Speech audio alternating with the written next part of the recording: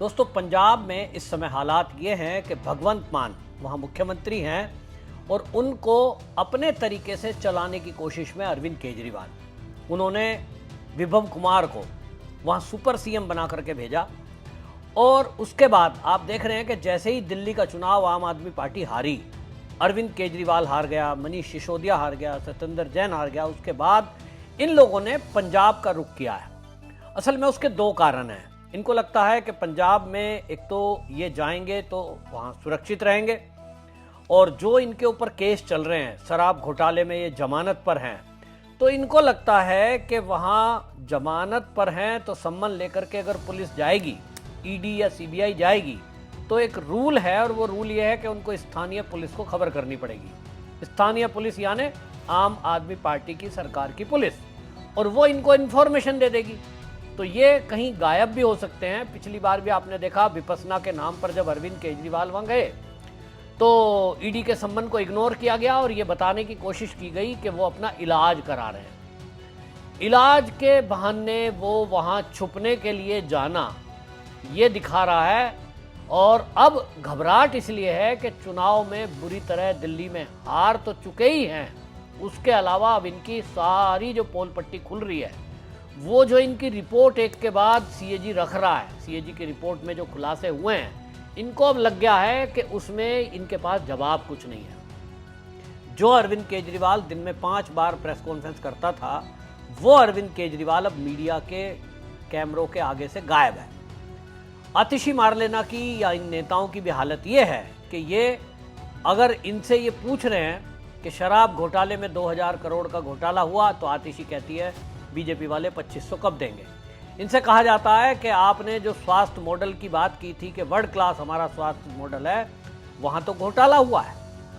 कई हॉस्पिटलों में स्ट्रक्चर बने खड़े हैं, मशीनों पर धूल लगी हुई है, तो वो कहती है 2500 रुपये कब देंगे।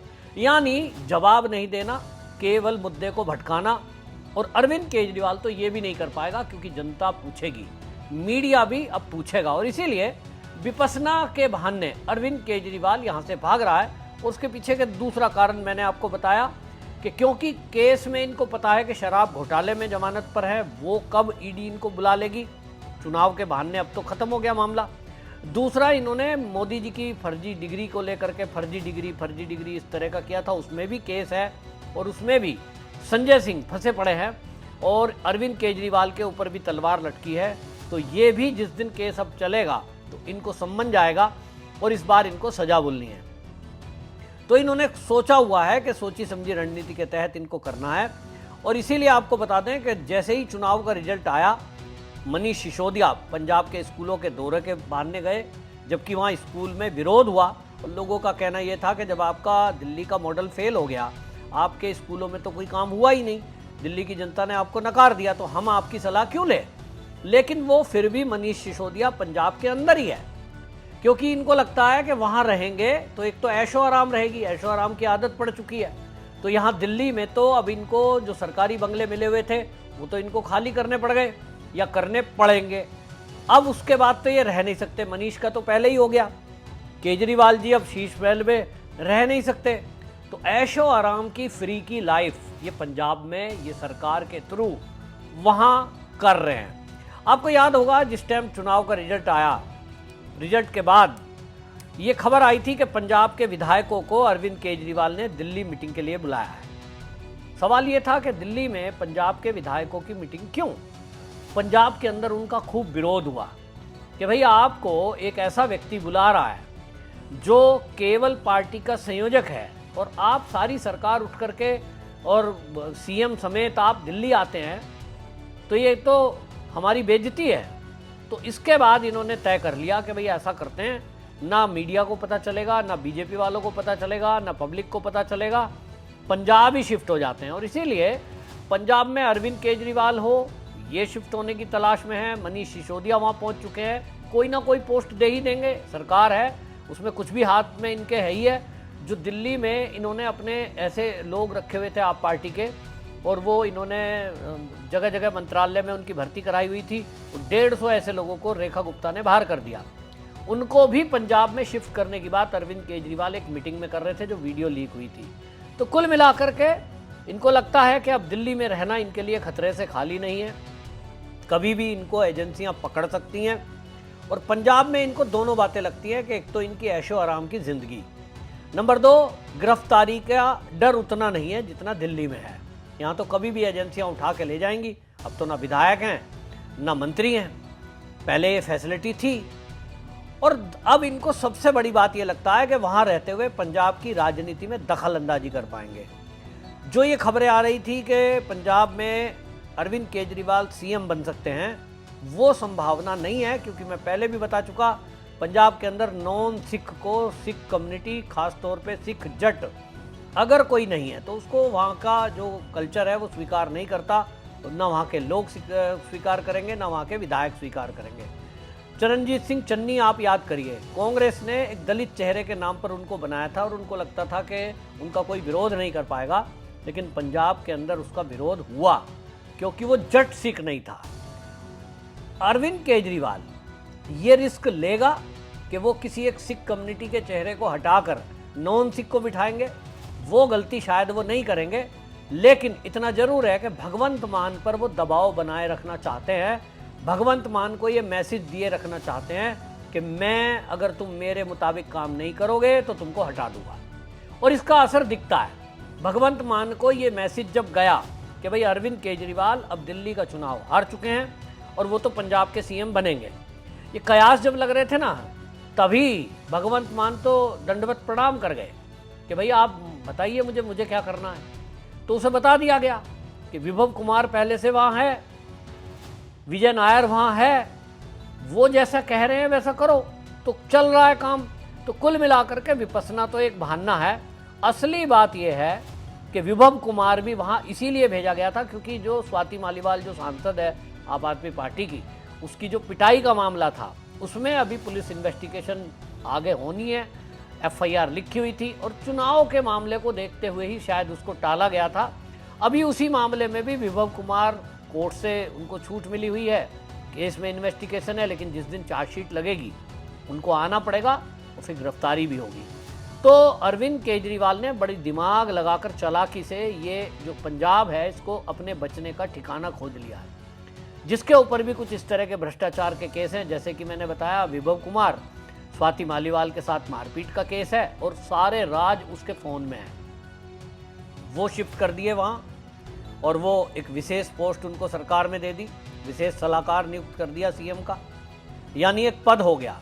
वहाँ से सैलरी भी मिलेगी, ऐशो आराम, गाड़ी बंगला, सब कुछ। इसी तरह आप देखिए कि वहाँ पर अब ये खुद शिफ्ट हो गए, मनीष सिसोदिया को शिफ्ट कर दिया, सत्येंद्र जैन पता नहीं क्यों छोड़ दिया, खबरों में तो नहीं है कि सत्येंद्र जैन को भी पंजाब में कहीं शिफ्ट किया गया है।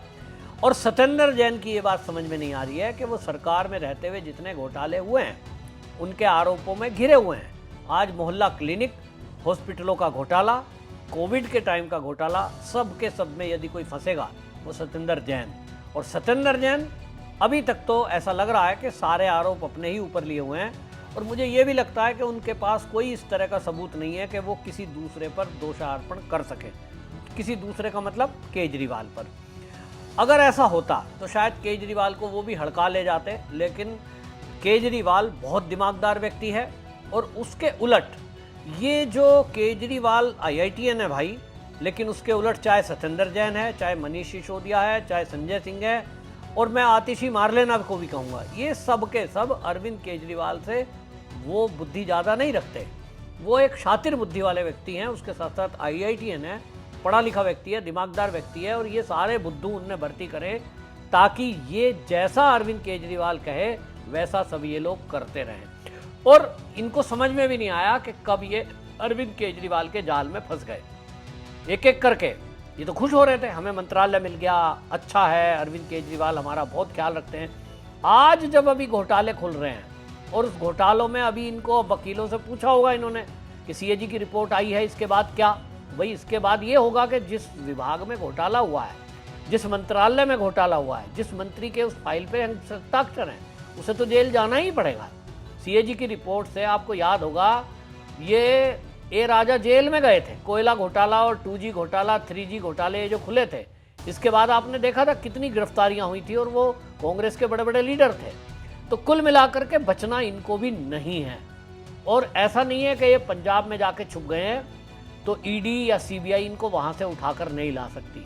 ये भी इनकी भूल साबित होगी। जिस दिन एजेंसियों को इनको गिरफ्तार करके लाना पड़ा, भले ही ये कोई प्रस्ताव पास कर ले, जैसा कि ममता बनर्जी ने किया था, भले ही यहाँ पुलिस का पहरा बिठा दें, भले ही पुलिस मदद कर दे। आप याद करिए अमृतपाल, जब अमृतपाल था किस तरह से पंजाब की सरकार उसे प्रोटेक्ट कर रही थी, लेकिन जैसे ही अमित शाह की भौं टेढ़ी हुई और उन्होंने सीधी बात करी कि या तो आप हमारी मदद करिए, केंद्रीय फोर्सेस हम लगा रहे हैं, वरना यहाँ हमारे पास एक और रास्ता है, वो है राष्ट्रपति शासन लगाकर अपना काम पूरा करने का। तो भगवंत मान अभी अगर केजरीवाल को और ये इनको बचाने की कोशिश में, चाहे वो सत्येंद्र जैन हो, चाहे वो विभव कुमार हो, इनको बचाने के लिए यदि उन्हें वहाँ मदद कर रहे हैं, ठीक है, आप आतिथ्य करिए, इनकी खातिरदारी चंपी करिए, लेकिन जिस दिन एजेंसियों को गिरफ्तार करना होगा, और भगवंत मान ने उस दिन अपनी पुलिस को, हालांकि मुझे नहीं लगता कि भगवंत मान की पुलिस डीजीपी भगवंत मान के कहने में चल रहे होंगे, ये हो ही नहीं सकता कि विभव कुमार वहाँ बैठ जाए, अरविंद केजरीवाल वहाँ बैठ जाए तो फिर वो अपने कंट्रोल में ना लिए हों। पुलिस वाले सब, विभव कुमार वो कलाकार है अरविंद केजरीवाल का कि वो अच्छे को अपने कंट्रोल में कर लेता है। उसके पास कोई जिन्न नहीं है, लेकिन उसके पास कैमरे हैं, उसके पास मोबाइल है, उसके पास जल परियां हैं, उसके पास विषकन्या है, और इस सब के जरिए वो कैसे किसी नेता को, अभिनेता को और इन लोगों को कंट्रोल किया जाता है, ये अरविंद केजरीवाल से बेटर कोई नहीं जानता। और इसीलिए उसको वहाँ पहले से भेजा गया है। और मैं दावे से कहता हूँ कि वहाँ की जो पुलिस के अधिकारी हैं ना, वो सब उसके कंट्रोल में हैं। किस तरह से, ये तो अंदर की बात मैं भी नहीं जानता, ये जब एनआईए से जांच हो या सीबीआई से जांच हो तभी खुलासा होगा। लेकिन आज की डेट में मुझे लगता है कि जो भी पुलिस प्रशासन का कंट्रोल है वो वहाँ विभव कुमार के हाथ में है। और इसलिए ये सीधा अमित शाह के लिए चुनौती होगी जब एजेंसियां गिरफ्तार करने इन लोगों को पहुंचेगी।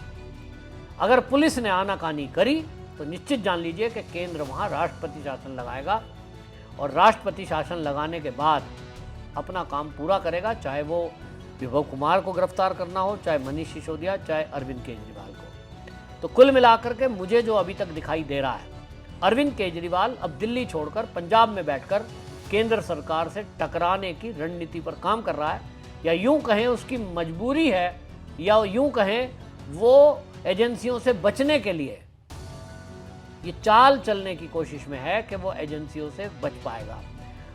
जबकि मेरा मानना यह है कि अमित शाह वो गृह मंत्री है कि वो किसी भी तरह से अगर सीधी उंगली से घी नहीं निकलता है तो वो टेढ़ी करना भी जानते हैं। तो कुल मिलाकर अगले आने वाले दिनों में आप एक टकराव पंजाब और केंद्र सरकार के बीच आपको देखने को मिलेगा।